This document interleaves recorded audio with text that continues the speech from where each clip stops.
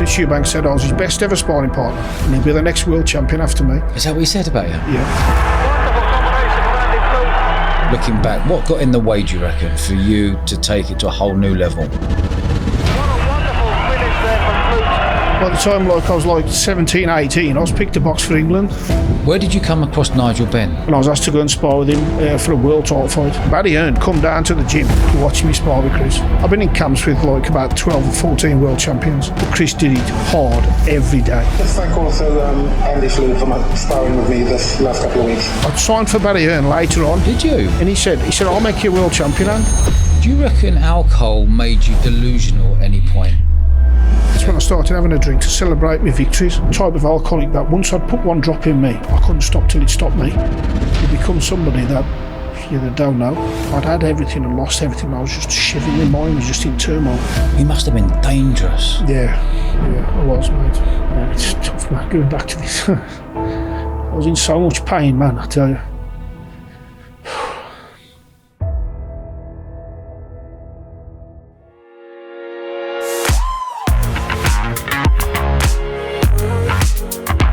Andy, welcome to the show, mate. Welcome. Yeah, pleased to be here. Yeah, mate. Looking forward to this. We've been chatting for a while now. Glad you're here. Yeah. Down in sunny Bournemouth. Yeah, nice place. Quality. Let's roll all the way back. Where did you grow up and what was it like fighting Nigel Benn, Chris Eubank and Joe Calzaghe? I grew up in a place called Calzaghe in the West Midlands in the Black Country. Yeah, I loved it. Yeah. What was schooling like for you? Not very good. I don't like school. No. I always wanted to go to work. My dad was in the scrap business. Yeah. He had scrap yards and horses and stuff like that, and when other kids was out, finished school, they'd be out on their bikes, I'd be out on my horse. I was always a bit different. Really? I never wanted to go to school. Yeah, I had my own horses when I was a little kid and I'd be out riding my horse after school when I was about 10. Yeah. You know what I mean? Yeah. What was it? Who had the horses? Your old man? My dad. Okay. Yeah, my dad's got a yard and stables and horses and stuff like that. Okay. At one time, he had about 55 horses. Yeah.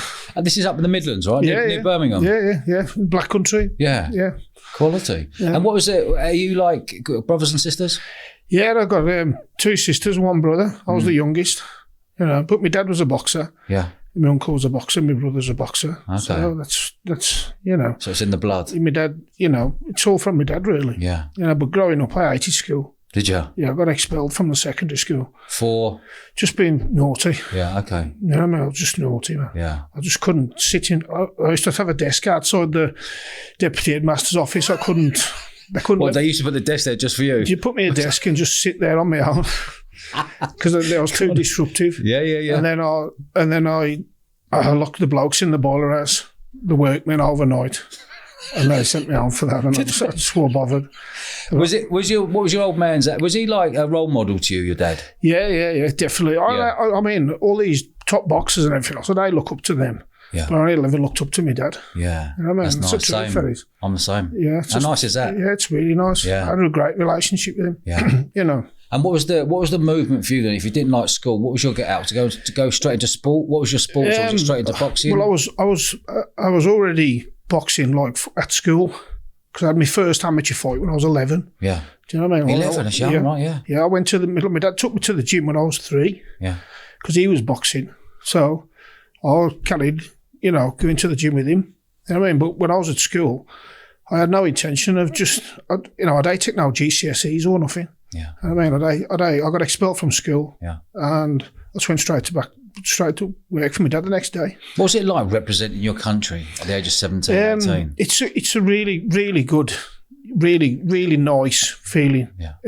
To have the national anthem played. Yeah. But I think my best ever victory in my whole career was when I went to Germany and knocked the German champion out in first minute. Yeah. I went to the middle of the ring and I look at him. I put my head down because I didn't want him to see the strength in me. And I put my head down like that. And the England coach said, Andy, don't throw all your aces in the first round, feel him out. I thought, no, I'm going to hit him hard. My dad had told me to hit him hard because I could punch. Yeah. And I just shot out and stopped him in the first round. Yeah. It was the best. Away in Germany. Away in Germany. Yeah. I just looked up to the crowd and there was like 20,000 Germans and I was just like... Quality. Do you know what I mean? But you know what? They applauded me because it was a good victory. Yeah. You know what I mean? What got in the way for you? Looking back now, 20, 30 years ago, looking back, what got in the way, do you reckon, for you to take it to a whole new level? The booze, to be honest. You know what I mean? The booze. The booze. I like celebrating mid-victories after that. But I turned professional. Then within 3 years of being a professional, I was boxing for the British middleweight title, and that's like people like Alan Minter, Tony Simpson, Teddy Downs, and all them have fought for the British middleweight title. So that's they went on to world stuff. So I was within 3 years of being a pro, adapting from the amateur game to the professional game, I adapted to it. Yeah. You know what I mean? But how you say you turn pro, it means you're living and breathing it, obviously. Yeah. What's the financial difference between an amateur and a pro? I won't get in nothing as an amateur. Yeah. Anyway, I was having a pat on the back. Yeah. And I boxed some of the top amateurs who won the ABAs and stuff like that, and for £100 and a trophy.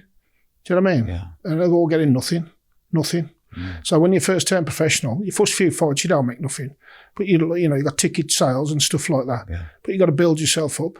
And it's hard to build yourself up back then because there was no social media to get everyone together. It's just word of mouth and boys flyer in and posters. Yeah, I was always running around selling tickets because if you can sell tickets, I mean, it's the same today with boxing. Yeah. If you can't sell tickets, the promoters don't want you on the show. Yeah.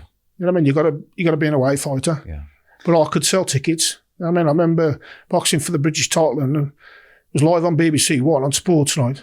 Harry Carpenter, Harry Carpenter, in them days, BBC One. It's huge. To be on your BBC One, was massive. You know what I mean? And I sold 10 grand's worth of tickets for that fight. You know what I mean? So where was the fight? Aston Villa Leisure Centre. Was it? Yeah, and it was like seen by millions. So everywhere I went, I was like famous overnight because I've been on BBC One. Yeah.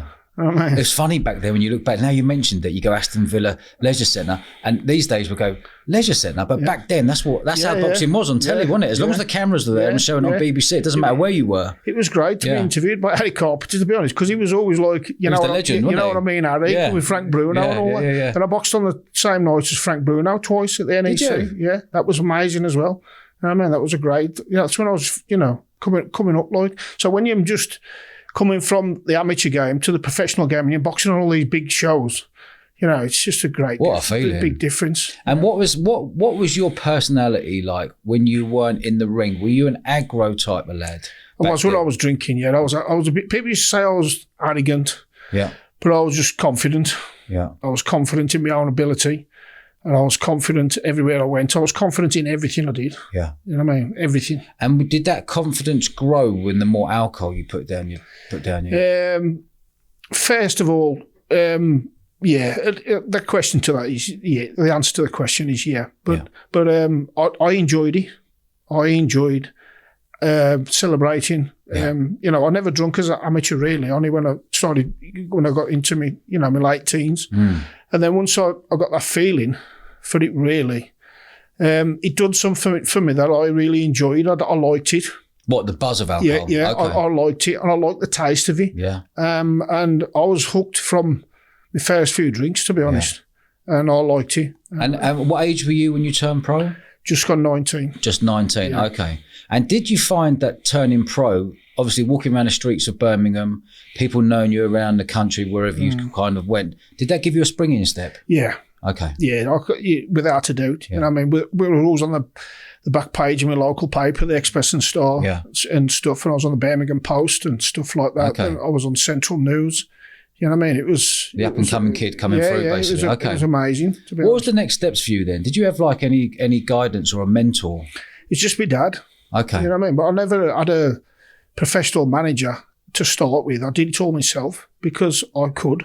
I had the brain for it. And I could sell tickets, so I had to do like a promotional deal with the promoters. So, because when they put opponents to me and stuff like that and everything else, I could do it myself. And I could work the percentage out. And I used to put coaches on to get to the NEC to watch me fight and stuff like that. So looking back, 19-year-old lad, I'm just looking in now, right? Yeah. I'm thinking, hold on, 19-year-old, he thinks he knows how to do it all himself. Surely there's a part that you look back now and go, you know what, I wish I had a manager, or I wish I had a promoter that I work with.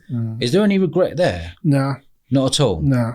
Do you think your career could have gone on a different path if you had a good manager or a promoter? Well, I was getting there anyway. Well, you were working your way up to that, were you? I was getting there. Who were you looking to be your manager or promoter at the time? Well, at the time, I was boxing for Mickey Duff, and he was... Oh, were you? Yeah, he was like the biggest out there. That's right. You know what I mean? So I didn't need a manager because I was boxing for, I was boxing for Mickey, like, you know. So Mickey would offer you money and say, right... Yeah, because I could sell tickets. Yeah, so he wants me you on the bill. Yeah, he wants me on his show. Okay. Would he offer you a lump up front for your fights? There you go. I'll give you that. Just a purse, that's it. Okay. You know what I mean? And it was, like I said, boxing on the bills was Frank Bruno and boxing on BBC One and stuff. That was all for Duff. Yeah, okay. I mean, it was great. Where's Mickey Duff these days? He's passed away. He's passed, okay. Yeah, but he was Mr. Boxing. When I was boxing for him, and before that, I mean, he had more champions than anybody. That's right. When did he pass? A few years ago, to be honest. Yeah, but I liked him. People said, he was a bit mean and stuff like that. But I like boxing for him. I found him straight. That's nice to hear. You know what I mean? And like I said, I put 6 or 7 straight wins together, like boxing for him. Yeah.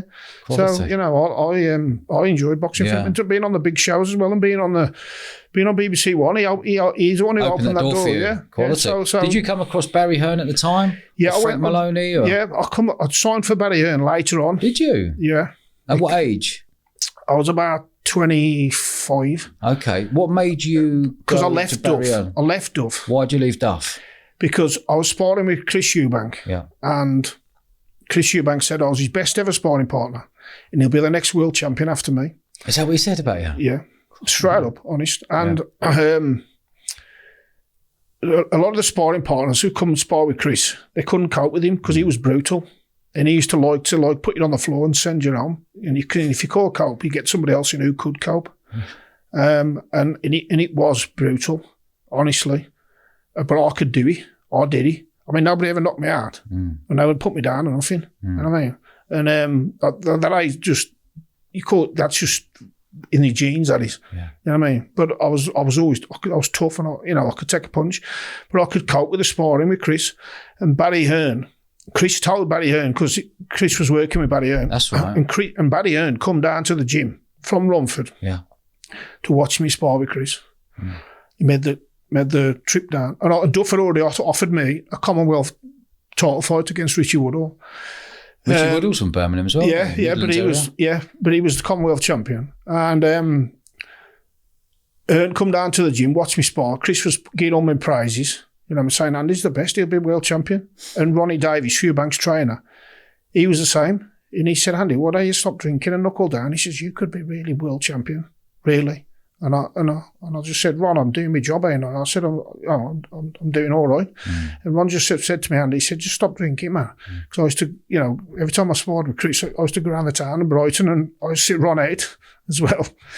And like I said, Barry come down to watch me spar. And then the first day, this is funny really, because the first day he come down to watch me spar with Chris, Barry was, come down to watch. So got a few people with him and stuff like that. And there was already a few people in the gym, like a bit of a, reporters and stuff like that. And Chris Day throw a punch the first round. He would try to draw me in because he thought I was going to try and knock him, try and go show off to make an impression because they was there watching me. But I never did. I don't throw a punch either. So it was like stalemate because I knew he was trying to draw me in. Okay. You know what I mean? But that's Chris, that is, because he's eccentric, so he don't throw a punch. But then the next round, he goes berserk, you know what I mean? So how good is Chris Eubank? Chris Eubank was very good, honest. Really, really good. And when you're sparring with him as well, them a lot stronger because them a stone heavier than what they would when they weigh in. Yeah. You know what I mean? And I had to do that every day. So with some sparring partners, some fighters will don't spar so hard to keep the sparring. Do you know what I mean? But Chris don't. You know what I mean? Some sparring partners, I've been in camps with about 12 or 14 world champions. You know what I mean? Some do harder than others, some don't. But Chris did it hard every day. Yeah, okay. Do you know what I mean? And a lot of fighters, there was champions, mention no names, there was champions come to that gym and they got sent home, they got battered. Did they? And they was sent home. It's like a hidden little thing, isn't it? When you spar, it's kind of, does everyone keep stum if someone got banged out and he's off again? Not really. It depends who's in the gym, ain't it? You know what I mean? It depends. I guess within the boxes they know, but it doesn't seem to get out to the press. And But what was so good about Chris Eubank? He just good. He's just strong as well. What, quick, strong, good mind, very mentally strong. Yeah, everything as well. And I liked him. I did. He was all right with me. Spoke, I only thanked me live on Sky TV once after one of his fights. I don't know how he remembered. Yeah. Because like he said, Andy, he said, you've helped me that much. I've probably done about 200 rounds in the overall. You know what I mean? And he says, Andy, is there anything I can do for you? And I said, I'll tell you what.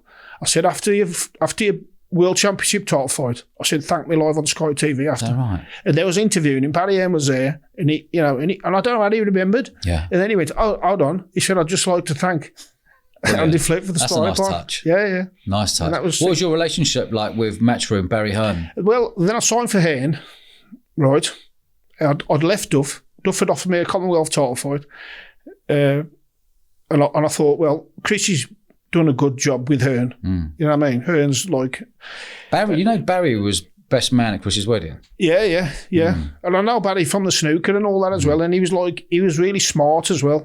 Barry was. And when you talk to him, I liked him, to be honest. I liked him. And he gave me his personal number to his house. Yeah, good. You know what I mean? And he liked me, And I'm good mates with Baz. Yeah, and he said, I'll make you world champion, and he said, you do your end of the deal. He said, I'll do mine. You know what I mean?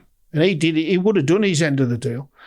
But my first fight for her, I lost it because I'd been drinking and going out, partying and that, because my head got too big and I thought I'd made it before I'd made it. Yeah, okay.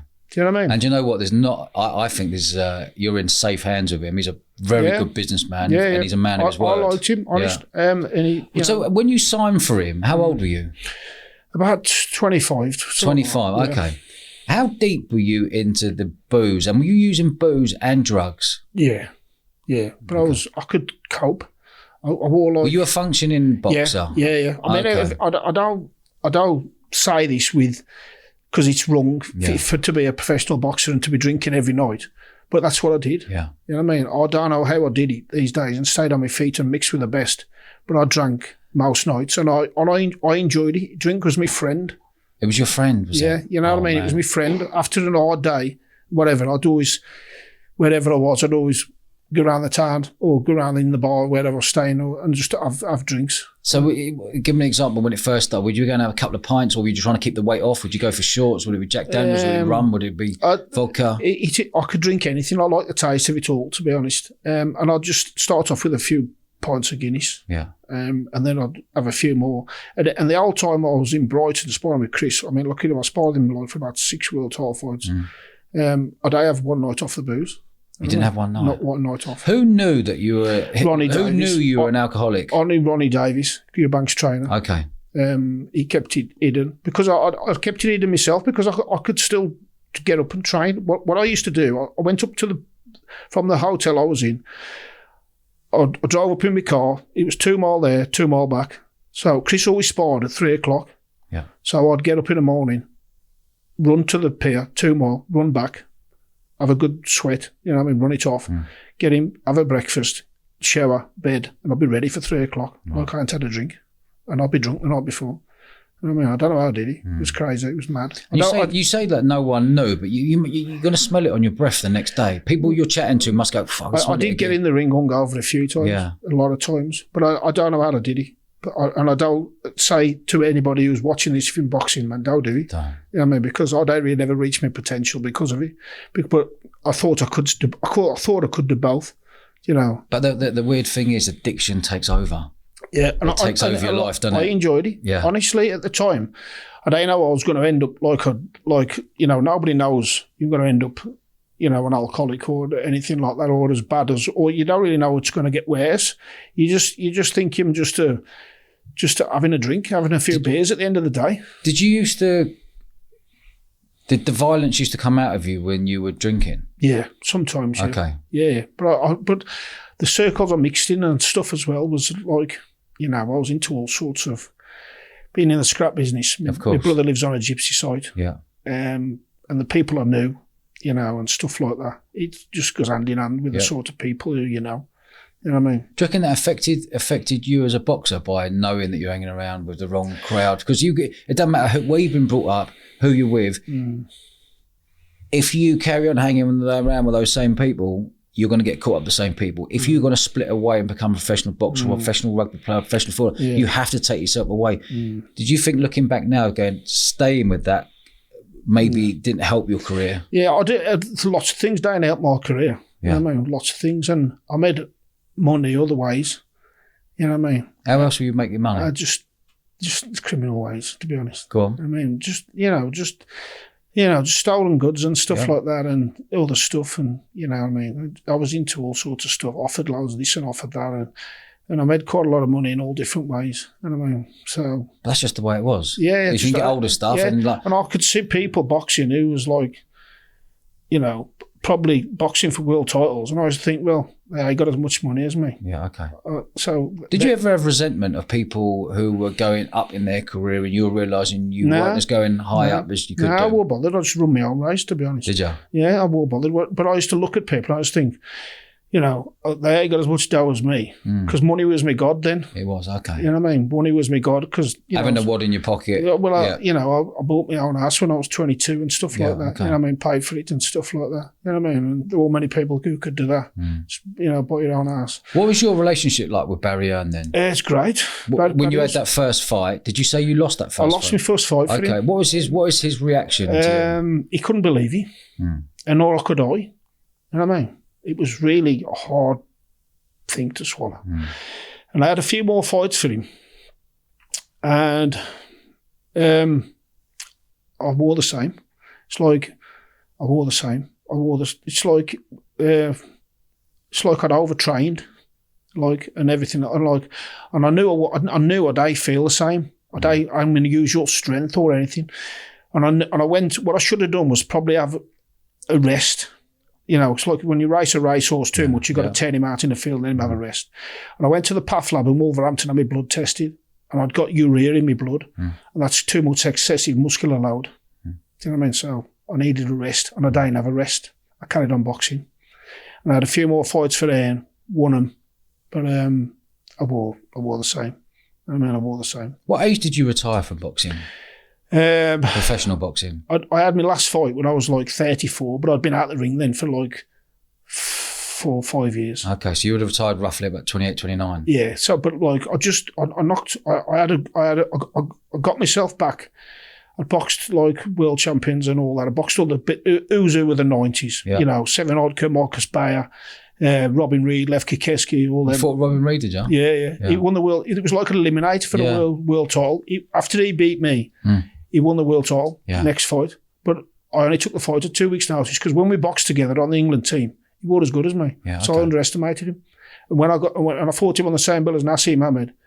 And did you? Yeah. And whereabouts? In Glasgow. Okay. But this is how much I underestimated him. I jumped in the car and drove all the way up there just 2 weeks' notice, because I didn't rate him. I thought I could beat him because I've been on the England team with him.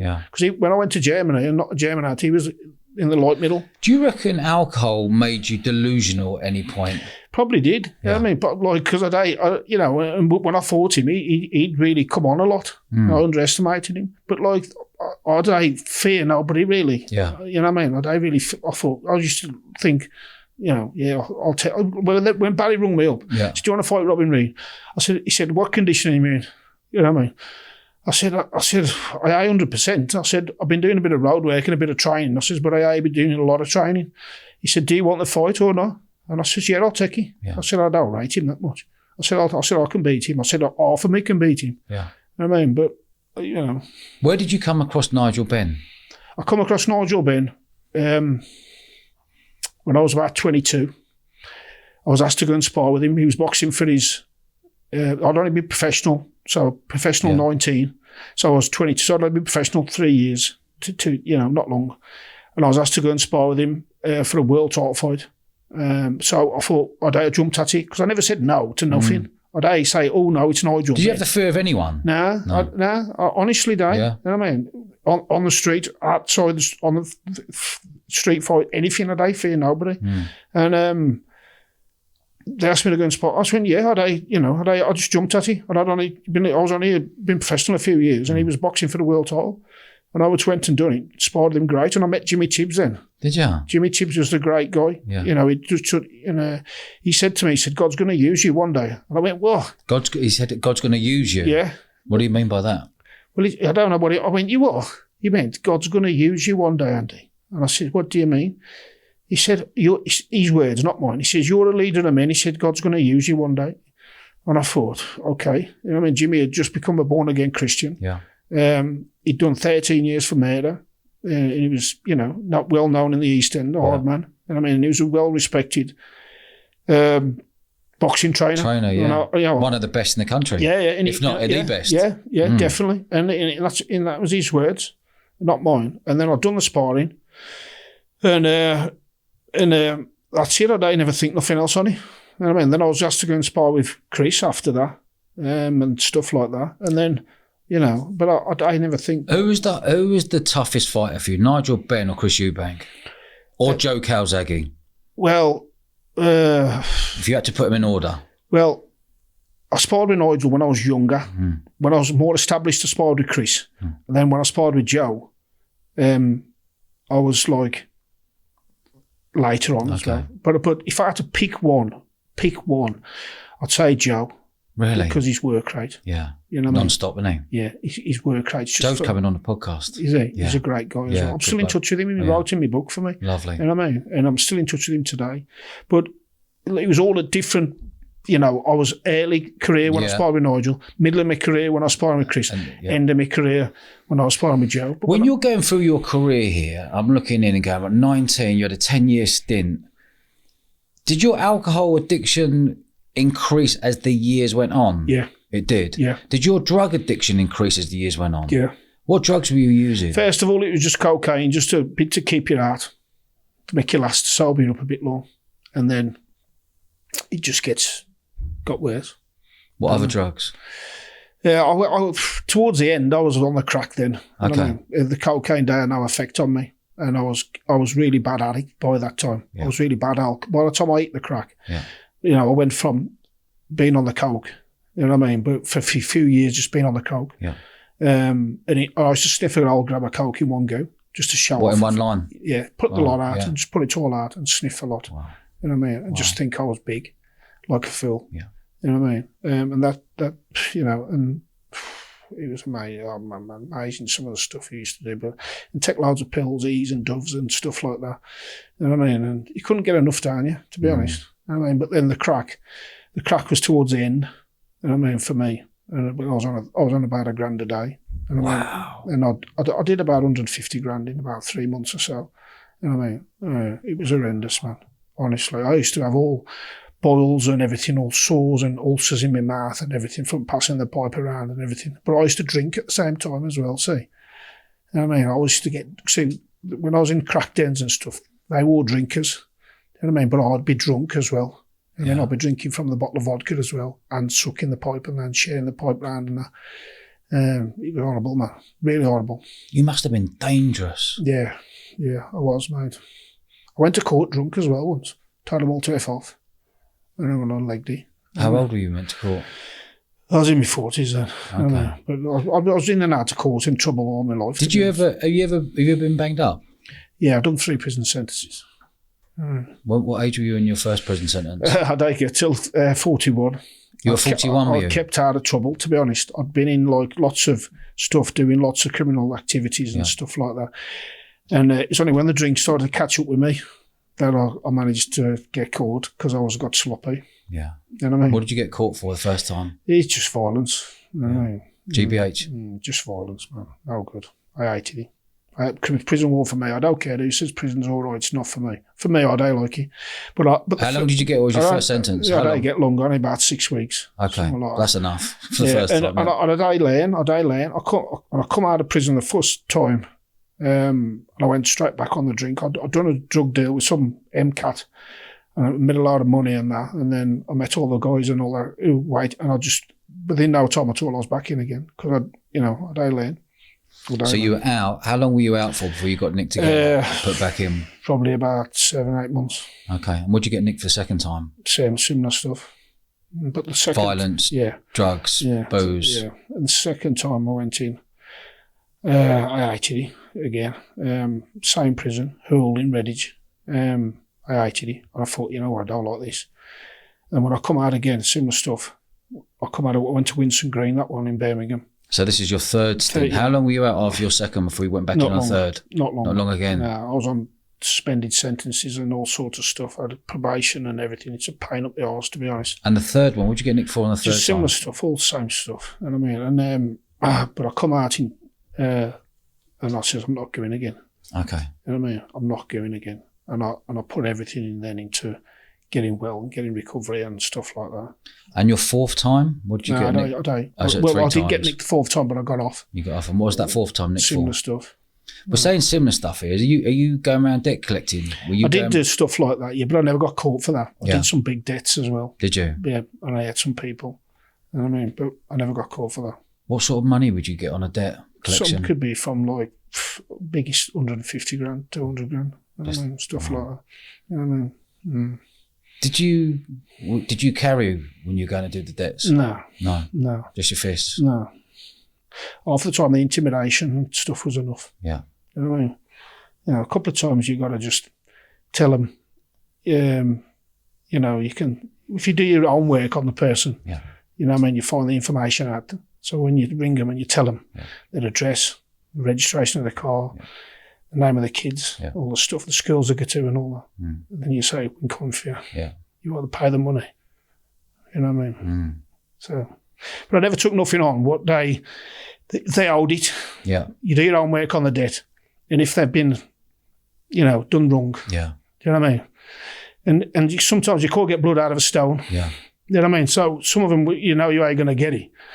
I thought, well, you know, Do you know when someone's straight with you going, I ain't got a penny, you can come round here and have a look, you can take the TVs, whatever, I ain't got a penny. Yeah. But I don't never do one that I get. Say again? I never done one a day get. I never done a debt that I day get. That you didn't get? Yeah. Okay. Mm-hmm. Were you good at it? Yeah. I got that look. Yeah. You know, did you take people with you? Yeah, if some of them I did need to, some I don't. I mean, sometimes it's better to go on your own because it shows confidence. Yeah. You know what I mean? You said your brother lived on a gypsy site. Is he from a gypsy family? No, he married one. He married a gypsy. Okay. What's that lifestyle like? What you've seen in living on a gypsy site? They got a good life. Yeah.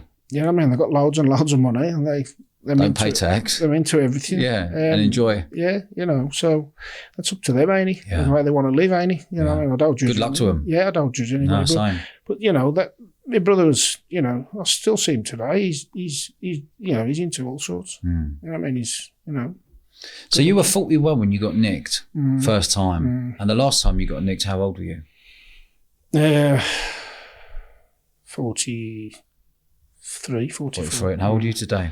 53, 54. I'm just gone 54. You're in good nick. Thank you. Well, I'll look after myself today. You do. You're in good nick. When was the point when, like, you've been boozing from the age of 18, say 17, it was probably earlier, 17, 18, you were in your amateur days, then you started going pro. Amateur day you didn't drink, and then you started going pro and you're going, I'm liking this booze. You got addiction. You've had 20 years of boozing hard and taking a lot of drugs and a lot of crack and a lot of cocaine. 43 was your last when you got nicked. What was the point when you said, I've got to change my life, or I'm going to end up dead, or I'm going to end up in prison again? Well, I'd already tried suicide. I did try to, because it got to the stage where I was sat in a room just drinking. By yourself? Yeah, if I was awake, I was drunk. You know what I mean? And what sort of, but if you sat at home, what would you be drinking? It's just, honestly, I just couldn't. If I was awake, it got to the stage where I was drunk and I was just drinking bottle after bottle till I passed out. And the only way I could stop was when my body stopped me. That's how bad it got. Honest. Jeez. And I remember drinking bottle after bottle, pissing myself and stuff. You know, just not, I couldn't have a shave. It was too hard because my brain had gone. You know what I mean? And I remember I was looking at me, and I was wrenching. and I was looking at my bottles, see what I'd got left, and I hadn't got much left, and I needed some confidence to get to the shop because I was just shivering wreck. I just, you know, and I was wrenching, and I wrenched into a pint glass, and I drank the sick just to get me to the shop because the sick was pure vodka. So I could get some strength, some confidence to get to the shop. Because when you're an alcoholic, it strips you of all your confidence. I wore that when I was drinking. I wore that tough fighter who'd fight everybody. I was a shivering alcoholic, drunk and mess. I was scared of my own shadow. I couldn't shave. I couldn't do anything. I'd lie there in my out, shivering and shaking. I was thinking, how am I going to get out of this? How am I going to get out of this? Shall I jump off a bridge? Shall I throw myself under a train? What shall I do? And that's when I decided to kill myself because I hated the fact what I'd come. I'd had everything and lost everything. I was just shivering. My mind was just in turmoil of everything I'd had, everything I'd lost. I hated myself, and I just put enough tablets together to kill me. And I did. Goosebumps. And I was found and took to the hospital. You were found where? In the house asleep, drunk. Angela found me. And something just, you know, and I took the ambulance took me to the hospital. They pumped a solution into me, stopped the tablets killing me.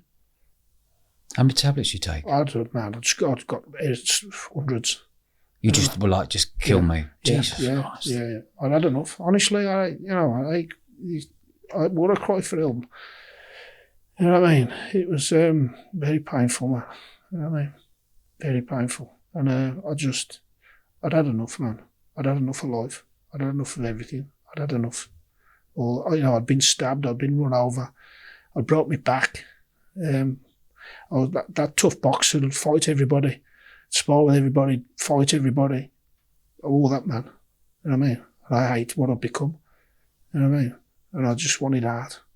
I wanted art. You know what I mean? I'd had enough of life. Had you been married and got kids? Yeah, I lost all that. I mean, I lost all that. And like I said, my money and my wealth and all my stuff, and that was going as well. And I nearly lost all that as well. I mean, I had everything and lost it all, man. How many kids have you got? 3 girls. How old are they? Yeah, I'm in the 20s now. Tough, man. It's bad to tell you. The feeling, it takes me back, the feeling how I felt. You know, I wanted out. Because I don't want to be here. I don't want to be here, man. I don't. Don't matter how tough you are, man. When you got the booze in you and everything else, like, and you've been drinking for weeks and weeks on end. You know what I mean? Weeks. Like if I was awake, I was drunk. I was just, and then I was like lying, wake up, swig out the bottle. You know what I mean? And just pass out again, and just I won't even do nothing. How old were you when you got married? 31. And how old were you when your relationship? 40. 40. Was that the turning point for you that you just wanted to end everything then? It was horrible, man. It was horrible for everybody involved as well. You know what I mean? Your family members and all that. My dad and everything. Yeah. My dad was a trainer and that. You know what I mean? And to see his son get on like that. How long you been with your wife when she saw you spiraling out of control? How many years have you been with her? I'd been with her from the age of 12. Is that right? To 40? I'd had enough. That's what it does to people. You know, for all them people, when I'm living with the addict, it changes them. You know what I mean? Because you've become a person that they don't know, that they don't marry. You know what I mean? How would you react when your wife has said to you, you've changed? Why are you drinking? Stop drinking. Stop taking drugs. Why are you acting like that? I tried to help me, but nobody could help me. You know what I mean? And then they change, and I had another battle on my hands as well because, you know, they stole lots of money off me and stuff like that as well. Who did? My ex-wife. You know what I mean? Because they thought I was going to waste it all anyway. Okay. Well, it was going anyway like that. You know what I mean? So they saw you spiraling out of control, spending loads of money, so they took the money aside. Yeah. I wasn't even thinking straight, to be honest. All I could think about was my next drink. You know what I mean? How old were your daughters at the time when you divorced? I don't know, about 14, something like that. Yeah, it was bad for all everybody involved, and like my mum and everything. My mum was distraught, man, and my sisters and everything. I mean, everybody thought they'd lost me anyway. You know what I mean? But my ex-wife, they they really, they just took what they could and leave me to it. You know what I mean? Because there was no being able to talk to you. Yeah, there was no being able to open and say, there's an opportunity to go and see AA, you need to go to NA. There was none of that. I did all that as well. You did it what to keep them happy? I did all. I was trying, man. I did try hard. I did. Did you really want it? Yeah, I did try hard. Yeah. I kept trying. I done with AA and all the stuff like that. Did you do the 12 steps the first time with AA? I did all that. I did everything. While you were still in relationship with your wife? I did all that. Yeah, I kept going to AA, but I didn't really take it in. Yeah, okay. Because I was still too, and I kept going. I'm doing all the 90 days, 90 meetings, getting a sponsor. I did all that. Getting on the 12 steps, reading the big book, doing all the promises. And AA probably saved my life, to be honest. Yeah. You know what I mean? AA probably saved my life because when they said, you got to just more meetings, more chances. And I hated going to the meetings, you know what I mean? And I hated being labelled an alcoholic because when I first went to the meetings, I used to just say, my name's Andrew. I've got a drink problem. I talk. And I say, I was alcoholic. Because you've got to say, my name's Andrew. I'm alcoholic. Yeah, and you didn't want to say it? Nah. Okay. Nah. And, I just kept going and going, but I kept failing. And it got to the stage where every time I had a drink, it was like a breakdown. Yeah. You know what I mean? And I'd be stuck in a room. That's, because what had happened with me, because when you become alcoholic, there's all different types of alcoholics. There's functioning alcoholics who could drink every day. Yeah. There's stuff, but I was just like the type of alcoholic that once I'd put one drop in me, I couldn't stop till it stopped me. Yeah, okay. You know what I mean? Till you pass out. Yeah. Yeah. And because when you've had your body's had a psychological and physical change, there's no operation in the world that can put it right. Yeah. You know what I mean? And once it sets a chemical off called acetone in your body releases a chemical called acetone. And once that chemical has been released, man, it's all bets off. It's like tipping petrol on a fire. Yeah. For me. You know what I mean? Honest, man. And I tell you, just to be free today, you know what I mean? When was it when you got taken to hospital? Was that the day that changed your life, or did you carry on going back on booze? No, because the crisis team come to see me. Yeah. And they said to me, there's worse people in this hospital with more problems than you. You need to pull yourself together. And I was like, resentment to an alcoholic is like red flag to a bull. Yeah. You know what I mean? So I just got up, went back straight out and got me some drink. Straight to the boozer or just to the off? No, just to the off license. Okay. I couldn't go in the pub because, you know what I mean, you're paranoid and all that, are you? You know what I mean? You think, your head's all over the place. Of course, go in a pub and be sociable. Yeah, and they'll know who you are. Yeah, you got to just get a drink and just get somewhere on your own and sit and drink it. You know what I mean? What's the difference between, roll back a bit, you said, you went from the cocaine to crack. What's the difference feeling from cocaine to crack? Well, when you first take your first few lines of cocaine, it's the same then. It's like good. It's good. It's a great feeling. But when you have crack stronger, it's still cocaine. It's just a different form of it, just washed up, you know what I mean? But when you suck that first few, and I used to put like big, massive 100-pound rocks on, and I was like, because I was always, got to do everything to extreme, and you just suck it in, and then it's like, wow. It's like, ooh, wow. You know what I mean? And then you're always chasing that after that then. You know what I mean? I'm always chasing it. Have you ever looked back, like, is there any sort of trauma or anything happening in childhood? No, I had a great childhood. You had a great childhood. Honestly. What do you reckon's triggered you to be so extreme? It's the booze, to be honest. The booze was the main thing with me. Because I found to have the booze and become, the booze just changes. Booze links everything, doesn't it? Yeah, it changed everything. Yeah. You know what I mean? I remember once, trying to stay off the booze and just taking drugs. You know what I mean? Yeah. But it always led me back to the booze. You know what I mean? And I remember, you just swap one addiction for another. You know what I mean? Do you find that did you find that you were lying as well? And you become the biggest liar out. Yeah. You know what I mean? To everybody and everything.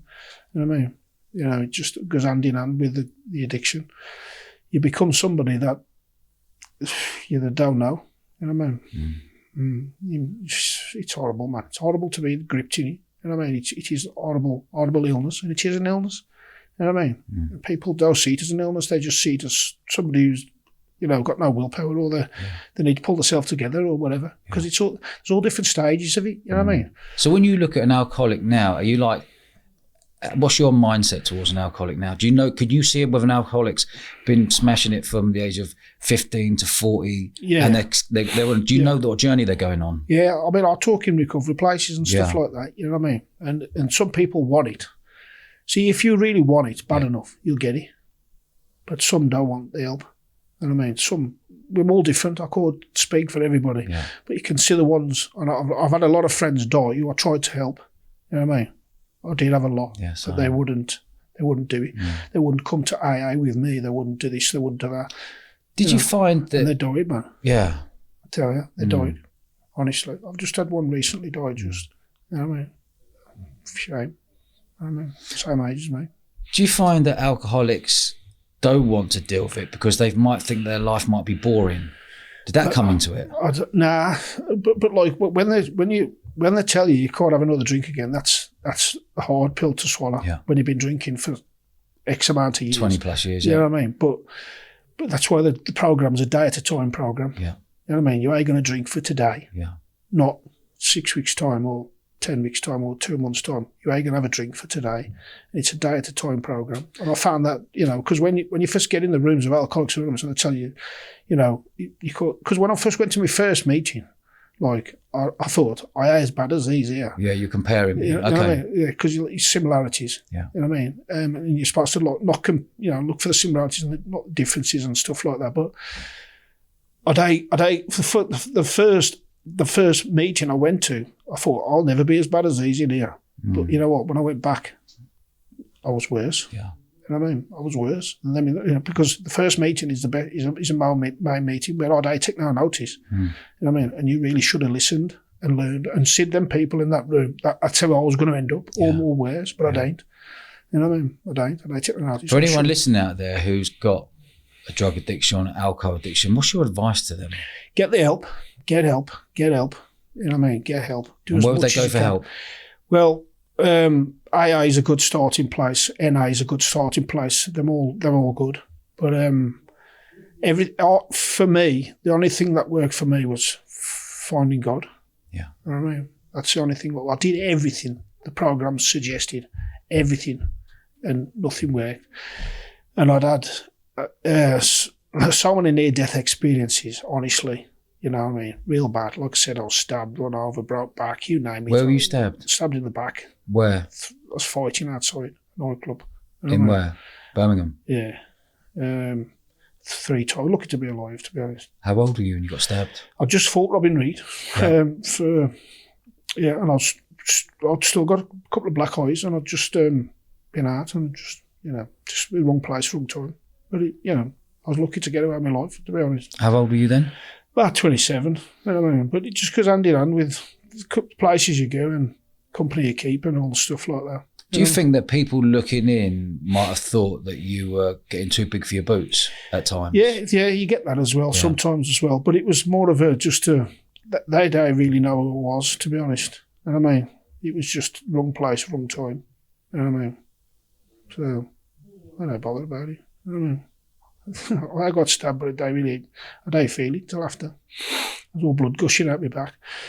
Go to hospital, just missed my lung. You know what I mean? But how were you the next day after knowing that you'd just been stabbed 3 times in the back? I was more interested in claiming criminal injuries.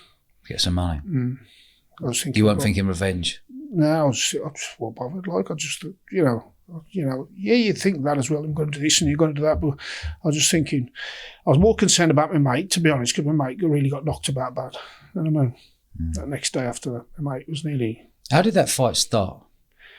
Somebody walked past me, not with a drink out my hand. Okay. It's crazy, isn't it? Yeah. Bad. Wrong place, wrong time. Yeah. How did you break your back? I fell through a roof. I was in Tenerife. I was in an apartment. Drunk? Yeah. And I was trying to take a shortcut. And I fell through a roof. I was walking on top of the shops and I fell into a shop. Oh, so you're walking on top of the shops and then you... Yeah, to try and take a shortcut way down without going all the way around. And the alarms went off in the shop, and I was locked in the shop. And then the police come, ambulance come. They put a mask on me and everything because I was drunk and all that. And then they took me to the hospital, and I just pulled the mask off and everything and went back out drinking. And I was walking around for 2 weeks for the broken back. And I got back home, and my back was killing me. I mean, my back was in so much pain because like the booze was wearing off. Because when I come back, I carried on drinking. Yeah. As soon as I sobered up, I knew I'd got my back was hurt, man. And I went and had an X-ray on me, and they says, "Man, you must be one lucky man." He says, "You shouldn't be in a wheelchair for the rest of your life." Bloody hell. You know what I mean? He says, "It's a good job you're a strong chap. You know, because you're boxing, training and stuff like that. It's a good job you're fit, you're strong." You know what I mean? That's what they said. How many times do you reckon you've nearly lost your life? Well, writing my book, I think it's about 4 or 5 times. You know what I mean? Yeah, stacks, man.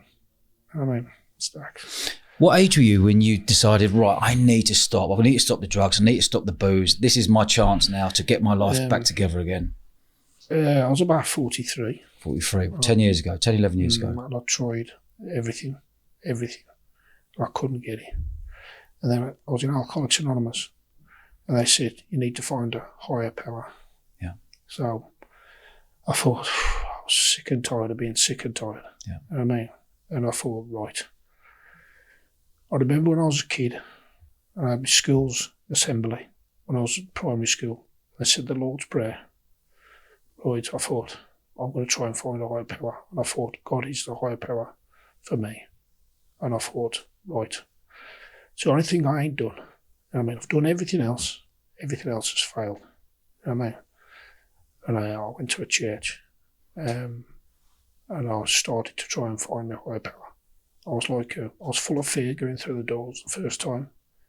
And they knew me as well in the church. You know what I mean? Because don't forget I'd been on the back page of my paper all the time. Yeah. And I'd been on the front page for all the wrong things as well. Yeah. You know what I mean? But they judged me or nothing. They made me feel welcome. And I kept trying to find a higher power. And they said, you know, you've got to read the Bible and stuff like that. Was that weird for you, or was this your last? Was this for you? This is my last lifeline. It was really weird, to be honest. Yeah, okay. But you know what? I was willing to try anything. Good for you. I was, honestly. Yeah, mate. You know what I mean? I had enough. I had. Yeah. I mean, I'd already tried to kill myself, and I thought, I don't want to try that again. And I thought, you know, I've got to try, man. I kept thinking of, like, 'cause I ain't never been acquitted, if you know what I mean. I've always been able to do most things. I mean, I've always been a winner, like, you know what I mean? And I thought, I've got to try and find the strength to beat this. You know what I mean? And I carried on with it, going to church and stuff like that. Nice. On that time when you found God, how long was it until you had the next drink? It don't happen like that. Does it not? Okay. Because I kept going to AA. Yeah. And going to church at the same time. And then I went to a boxing event. And Angela, who's here now with me, we went to a boxing event. And I'd been off the booze a bit. You know, but how long, roughly, do you reckon? For a couple of months. Okay. And I was feeling all right. But on my shoulder, it's like the devil always saying, have a drink. Yeah. That never left me. Yeah. Have a drink, have a drink. I was always like, even though I'd go to meetings, I'd still be, have a drink, have a drink. You know what I mean? It was always there, never left me. You know what I mean? And we went to this boxing event. This is my last ever drink. What year? 15. 15, okay. 2015. So you've been coming up to 9 years, roughly 9 years clean. Yeah. Good for you, man. Yeah, thank you. Massive respect. Yeah, man. Massive respect for that. Needed to happen, didn't it? Yeah, but it's the truth. This is right. I come on here to try and look good or look big or do anything else. I just come on here to give an honest account of what happened. You know what I mean? And we went to this boxing event, and like I said, the voice in my head, you know what I mean, was always have a drink, have a drink. You know what I mean? Have a drink. Angela who's here with me now. It was with me. You know, I've been seeing her a few years, a day. And you know, I met Angela, and you know, anybody else would run a mile. You know what I mean? But I cared for me and helped me. You know what I mean? And we went to this boxing event, and I picked a drink up like a fool. You know what I mean? I was with all my fellow professional boxers who held me in high regard. You know what I mean? Because of, being all the stuff that I've done. You know what I mean? Within no time at all, this is my last ever drink, right? And I got the first one down. Then I was like, I couldn't get him down quick enough. You know what I mean? And I started to make a show of myself. You know what I mean? Embarrassing. What were you doing? Just lad. Yeah. You know what I mean? I'm lad. I've got that look and people are wearing me. Yeah. And because I can play up and I can knock people out. Yeah. I can know for it. You know what I mean? And Angela just had to get me out of there. You know what I mean? And I did. Managed to get me out of there, get me home to Angela's. And by that time, I couldn't get it. I got enough. I surrounded myself with that much booze. You know what I mean? I just kept drinking. And I drank it for nearly 2 weeks, non-stop. If I was awake for them 2 weeks, I was drinking. The only time I wore drinking was when I was asleep. It was just spirits. You know what I mean? Bottle after bottle after bottle after bottle. Clean? Yeah. Jesus just like, Christ. You know what I mean? And wow. It was that worried. I thought, I need to phone an ambulance, he's going to die. But I got my phone, this is the truth. I got my phone because I knew I'd been going to church and trying. So I found a guy I'd met at church named John Cramphorn and the pastor Steve Hyde from the church that I'd been visiting. Man, it's tough, man, going back to this. I was in so much pain, man, I tell you. And they found them. And they came to the house. Did they say, oh no, we ain't got time? Do you know what I mean? And they came to where I was. And they prayed for me. Honest. They prayed for me. They prayed and prayed and prayed over me. And when they left, dropped on my knees and I said, God, if you're real, because I've been trying to find you. I said, if you're real, man, I said, you help me. I said, I will follow you for the rest of my life. I ain't never had another drink since. You know what I mean? Never. Never wanted a drink. I had like a funny feeling. I've been told it's a spiritual awakening. 2 weeks after that, I got baptised. And I had never been the same. That old criminal self, that old violence criminal. Yeah. I don't do nothing like that no more. Yeah. I don't do anything wrong. It just changed me. When I went under the water and I got baptised, that old sinful nature died with me. Yeah. And I had it tattooed on my arm, 2 Corinthians 5, 17, 18. In the Bible verse that says, the old life has gone and a new life has begun. Yeah, quality. And I'm a new creation because I hate that man no more. Yeah. That alcoholic, drunken, violent man, I hate that man, sinful, criminal. Yeah. I hate that man no more. I mean, now I live a good life today. I don't commit no sins or nothing. I don't do anything. I'm a totally changed. It's totally a transformed life. Yeah. You know what I mean? And I did that. God did that for me. No. That's powerful, man. Because I was sitting on the fence. Yeah. When I asked him, invited him into my life. Yeah. I'd say, well, like, get me through this so I could have a drink next week. Yeah. I said, I'll follow you for the rest of my life. Yeah. I was like crying, like, and I went, God, if you're real, man. I was like, you help me, and you help me. And, I'd been going to church, and I just said, I'll follow you. I'll follow you. I shouted it out loud. I said, I'll follow you for the rest of my life. And God looks at your heart. You know what I mean? God looks at your heart. And he knew I meant it. That's why I never had another drink since. He took it away. And I never wanted to drink to this day. And then I carried on with Alcoholics Anonymous. And I've done the 12 steps. I've done the 12 steps before, but they do them correctly. Yeah. And the 12 steps, you've got to do them honest. Yeah. You know what I mean? Step 1 is like admitting that your life is unmanageable. So I've done that. You know what I mean? Because you've got to do them honest. And I got on to steps 2 and 3 and 4, and then I had to write an inventory down of the people that I'd harmed and be willing to make amends and all. How hard was that bit? It's just about forgiveness, ain't it? You know what I mean? And I wrote it all down honestly. And I got my sponsor.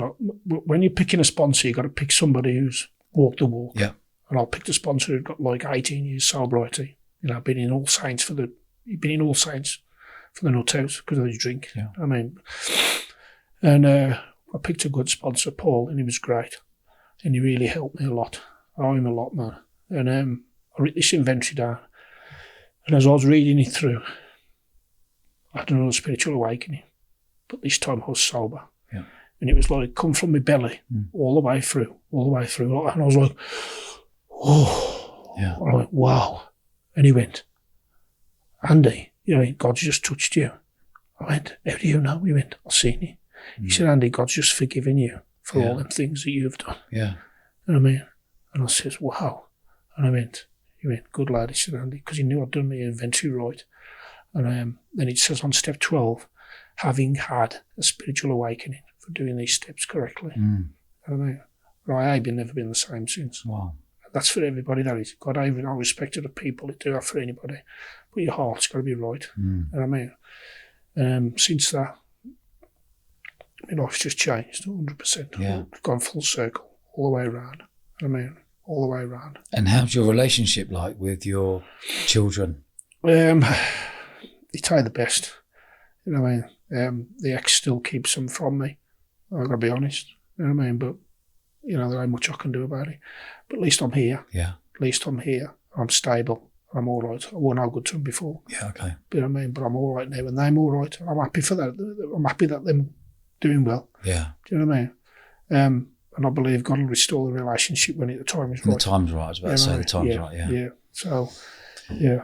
Wow, this is some story, Andy. Yeah. Mate, fair play, by the way. Yeah. Well, what you've gone through and where you've come out the other side now. Yeah. 9 years clean. Yeah, I'm out the other side. I go in prisons speaking to them, because I've been in prison myself. I go on the drug wings and I talk to them, and I go around the country talking. I've just sent... Yeah, let's have a look at the book here. I've just sent 100 copies of that into Pentville. Andy Flute, Jesus in my corner. Yeah. Anyone out there, go and check it out. Where can people... it's on Amazon. It's on Amazon, is it? Yeah. Look at the reviews on Amazon. I've had loads of people ring me up and just, send me a message, say, your books helped us stop drinking, and I read that by hand. Yeah. Just through Angela got me to write notes down. Yeah. Because I'd boxed so many world champions, been in the ring with all the world champions and everything else, and they said, you ain't this man. Yeah. I said, you ain't this man. You ain't this drunken alcoholic. I said, start writing some of the people you've been in. I got my scrapbook out. And I started to, jot notes. Yeah, but I nearly died a few times writing it. I mean, Angela saved my life a couple of times. Massive shout out to Angela, by the way. Yeah. I know no one can see her on the screen, but she's sitting here now. Massive shout out to you. Yeah. Oh, man, I remember once splitting my head open and I told my head together. That was a horrendous time as well, but it's all in the book. Yeah. Anyone out there, please go and check it out, especially if you feel like you're addicted to alcohol and drugs and stuff. It's a real powerful book. I've had great reports on it as well. Yeah. But and honestly, I am changed. Yeah. I am changed. Yeah. That sinful me, that old me, that's gone. About. You know what I mean? And I'll just tell people, if you want to get out your addiction, you want to do what some don't want it. Yeah, some do. You need to want it. You got to, and like I said, a few of my friends, I've had 3 close friends die, and I said to them, do what I did, and they don't want to do it. Yeah, but they died. Yeah, you know what I mean? So with me, I was willing to do anything. Yeah, it was my last thing. Last thing I hadn't done.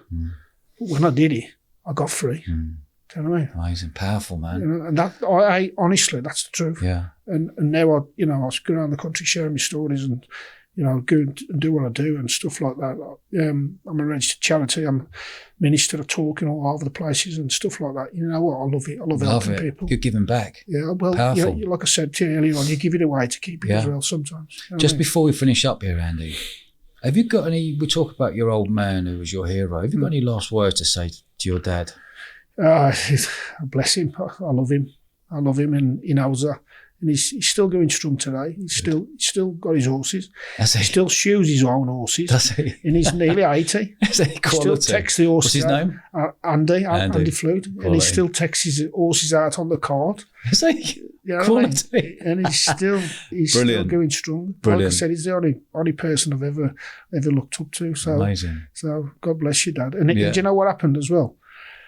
When he said what God did for me, my dad was never religious. He went to church, got baptised, get a testimony, and goes to church every week now. He said, thank God for giving me son back. Yeah, I'm free, man, and I'm happy. Yeah. And that's the main thing. You've certainly lived an eventful life. Yeah, definitely. Definitely. Do you know what I love about this is your honesty? Yeah. Pure honesty on this. Yeah. And you were rock bottom. I was, man. And look how you've turned it around. Yeah. And that's massive respect to you. Thank you. Massive respect. You're a gentleman. Thank you. Good man. Yeah. Hi guys, I hope you enjoyed that as much as I did. Can you do us a favour and subscribe to the channel? It's totally free and it massively helps our show. Cheers guys.